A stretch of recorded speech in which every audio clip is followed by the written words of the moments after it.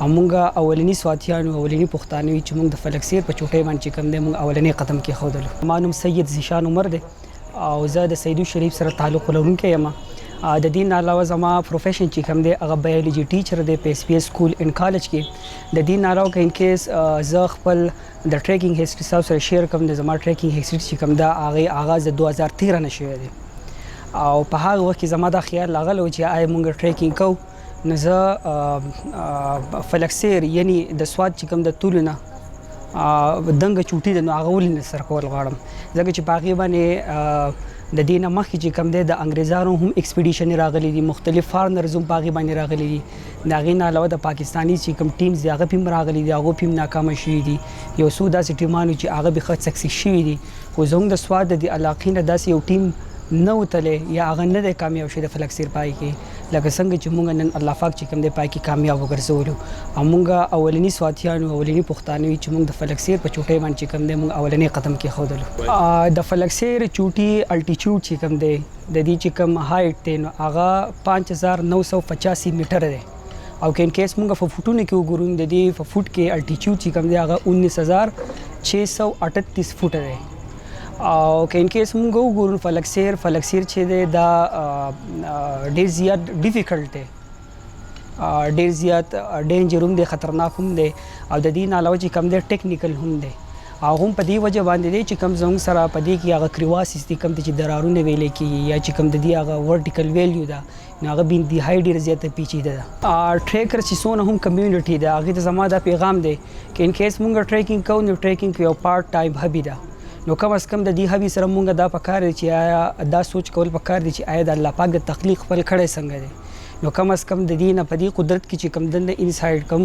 زموږ سره کم الله پاک کم تخلیق پروت دی پکار چې هغه مونږ چې کم دی سینس کو او د هغې چې کم دی مونږ غور فکر وکړو. الحمدللہ اللہ نے ہمیں فلکسیر مین ہائی اسپیک میں کامیاب کی. زما نوم نومان خلیل دی او زه منګلور سره تعلق ساتونکی یم. ټریکینګ شوق خو زما د 2010 نه شروع شوی بلکې شوق زه به دا ویم چې زما خو د ورکوټوال نه شوق و کم ځای ته چې به لاړو او غرونو ته به کتل نو زه به ډېر زیات خوشحالېدم چې کاش د دې په دې سر باندې زه ولاړ وی. فلکسیر باره کې خو به زه دا ووایم چې د دې چې کوم ډاکومنټري یا دغه وه چې مونږ کته نو مونږ ته به کې داسې خاص څه نه ښکارېدو نو بیس کیمه پورې خو دا ډېر زیات اسان و خو چونکې په دویمه ورځ چې کله مونږ بیس کیمپ ته تلو نو 3 بجې باندې باران راکې شو او د شپږو پورې ښه تیز باران و نو هغې بیا مونږ له کافي نقصان راکړی و. یو خو دا و چې زمونږ کم بوټان چې هغه لامده شو بل لا ټینټ چې کوم وړی هغه هم لږ کمزوری و هغې کې دننه کافي اوبه راتلې ستړي و ټینټ ته نه و جوړ ټینټ چې ولګو د هغې هغه آپر چې هغه هم کمزوری و. سهار چې راپاڅېدو نو سلیپینګ بیګ شو او شوز بوټان شو دا لامده شوي وو بیا مجبوراً هغه بوټان یې پرېښودو او عام د سنو چې کوم لانګ شوز دي هغې کې یو ټریک شروع کړو نو زموږ خو خپل مایند چې کوم دغه و مونږ وی دا اولنی چې کوم ګلیشر دی دا به ګراني بره بیا سنو وي د هغې ټریک په اساني خو کله چې مونږ ګلیشر ووو د مین نه بعد چې دی نو په هغې کې غټ غټ کریویسس شروع شو. کریویسس چې دی نو د 1 فوټ نه والا تقریبا د 20 فوټه پورې په هغې کې کریویسس وو هغه چې دی نو کراس شي هغه یې کراس کړو بیا یې په 16,000 باندې کیمپینګ وکړو بیس کیمپ نه بعد چې دی فسټ کیمپینګ چې دی دم په 16,000 و هغې کې چې مونږ کله کیمپینګ وکړو د شپې هم سنو پالو بیا سهار چې دی نو هم د 6 نه واله د 12 پورې سنو پالو په هغې کې بیا ټریک نه کېدو ځکه د 12 نه بعد چې دی نو مازدیګره پورې بیا موسم خراب و نو ټریک چې دی نو هغه ورځ چې دی مکمل مونږ بیا په ټرین کې تېره کړه بیا چې د هغې نه روان شو نو دا تازه چې کوم واوره شوه سنو نو په هغې کې کریویسس یې پټ کړي هغه ټریک هم بیا ډېر زیات ګران و مشکل و هغې کې بیا آیس والو هغه یې پار کړو 17,800 کې مونږ بیا بل کیمپینګ وکړو هغې نه چې بیا سهار په 8 بجې روان شو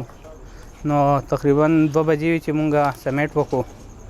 او 2 نه واپس چې دی نو 6 بجې وې چې واپس کیمپ ته راغلو. هلته بیا شپه وکړه. شپه چې وه ډېره بده تېره شوه،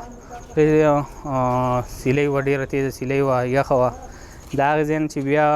په 7 بجې باندې سټارټ وکړو، واپس چشمه شیپا نه له پاسه یو بانډه راځي ګینټه فاصله باندې، نو تقریبا 18.5 کیلومیټر چې دی نو د لاست ډے باندې مونږ ټریک وکړو، واپس چشمه شیپا ته راکوز شو. سمیټ چې مونږ وکړو ډېر زیات خوشحاله وو، ځکه چې دا مونږ فسټ سواتي وو چې دا سوکۍ چې مونږ سمیټ کړه، نو زموږ لپاره ډېر د خوشحالۍ خبره وه. مو ډېر زیات خوشحاله. واپسي ډیسنټ چې وه ډېر زیات ګران و، ولې په هغې کې سنو والز وو، هغه کراس کول چې هغه ډېر زیات مشکل و. بل دا د هغې چې کوم سهولت و نو هغه زموږ سره نه و. کم ماونټینرینګ شوز چې وو هغه زموږ سره نه و. زموږ عام د سنو پلاستیک شوز وو، هغې کې د کرمپانز هم صحیح کار نه کوو، په هغه خبرې چې یو سیټ بل سیټ ته تښتېدل. نو واپسۍ کې ډېر په یار هم راکوز شي او خطرې پکې هم ډېرې زیاتې دغه شوي وې، اوښشي پکې هم لږ ډېر وو.